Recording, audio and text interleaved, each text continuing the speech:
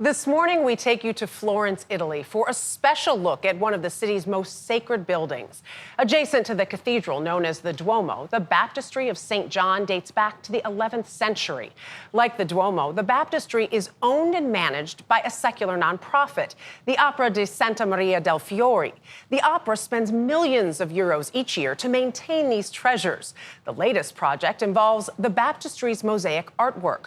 We visited to see the process up close, a unique opportunity that remarkably is also open to the public.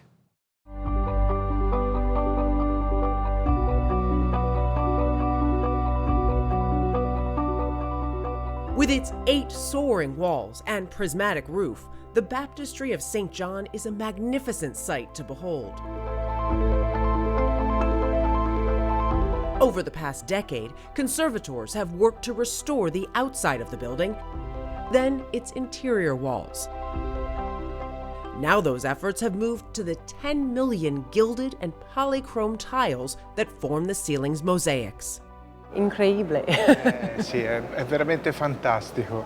Samuele Casciagli is the architect overseeing the project. The first step, designing and installing the mushroom-shaped scaffolding, which measures more than 100 feet tall. How long did it take to build just the structure so that you could do the restoration this way? Questa è una domanda alla quale rispondo con molto piacere. This is a question I love, says Casciagli, because just 40 days were needed to build access to the mosaics. Diretto ai mosaici.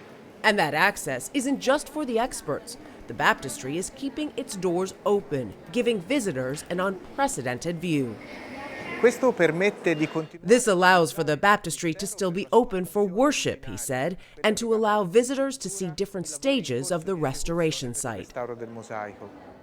Tiled by Tuscan masters during the 13th century, the mosaics depict sweeping biblical scenes. This kind of scaffolding is very unique. There are 100 stairs to the top. You have to see it to believe it. My guides were archaeologist Roberto Nardi and architect Beatrice Agostini. It doesn't get old looking at this, I'll say that. Both are with the Center for Archaeological Conservation, the private firm managing the 10 million euro restoration. Do you remember what that was like when you first saw it this close? Yes, you'll never forget. Previous undertakings by the center have included restoring these 6th century mosaics in St. Catherine's Monastery at Mount Sinai in Egypt, and work on these sculptures in Rome, a project which was open to the public during restoration. We believe that culture does not belong to private, and we don't work for private. We work with public money for the public. The efforts on these mosaics are aimed at stopping any deterioration and improving the stability of the tiles. Well, you have to imagine that we are into a huge glass bowl. Right, right. And the glass is made for reflecting light. If we have several missing tiles, the light would be out of scale, like missing pixels. Mm-hmm. It will take at least another year to map to determine if there's damage or instability. And it's tile by tile, section by section? Section by section, tile by tile. How long is this going to take? We think that the restoration finished in 6 years. It's complicated work, says Nardi, because not all problems are visible to the naked eye. This is a living body which breathes. There are always gaps happening between one layer and the other inside that you cannot see with your eye. Okay. And you can detect the problems and the gaps both instrumentally with georadar or a thermovision or manually, which personally I think is the most efficient tool, tapping the surface. And from the sound that you receive, you can detect either the magnitude of the problem and the location of the problem. This is over a century in the making.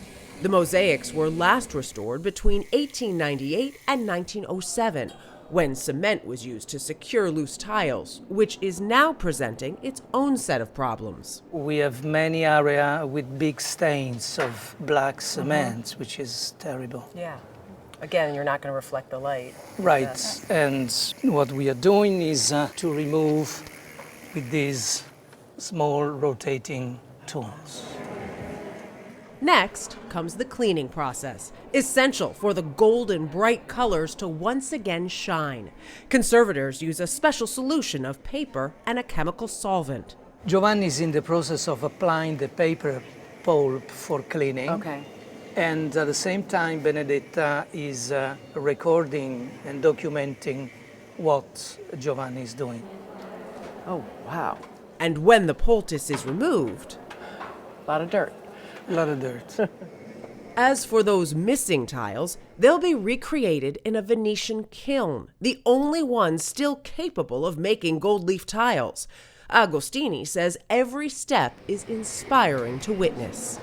Have you thought, when you walk around watching this process go on, what this is going to look like 6 years from now compared to the beauty that it already was? We can imagine it. That it was an amazing situation. The restoration not only extending the life of this priceless artwork, but also helping visitors better understand what it takes to maintain treasured pieces like it.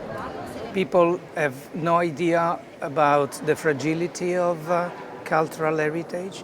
They believe that because they are 20 centuries old, they can last forever. Right. That's absolutely wrong. And they have no idea of the efforts that, for instance, an institution like the Opera del Duomo does every day to save and keep accessible in good state the heritage. And doing this way, people can see what is your everyday life. It really was spectacular. I mean, photos can't capture how beautiful it is.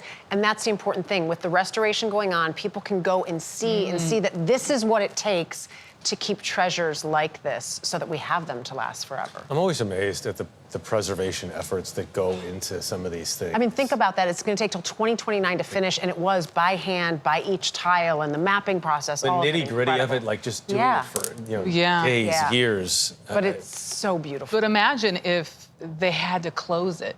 Right. People would not get a chance For to visit. 6 years, exactly. So it's brilliant. It's Yeah. a brilliant twofer.